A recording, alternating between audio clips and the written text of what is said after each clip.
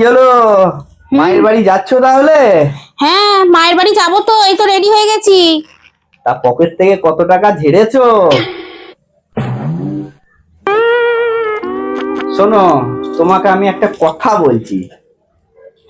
এই প্রত্যেকটা ঘরের বউরা না স্বামীকে বাবা বলে।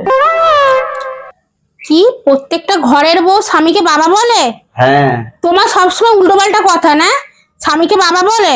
কয় প্রমাণ দেখাও তো, প্রমাণ দেখাও স্বামীকে বাবা বলে। তাহলে শোনো, আমি বলছি। হ্যাঁ বলো।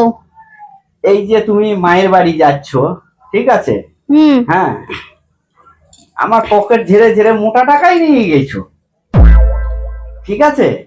এবার মায়ের বাড়ি থেকে যখন আসবা, তখন এটো সেটো সায়া শাড়ি ব্লাউজ কাপড় জামা এটো সেটো নিয়ে চলে আসবা।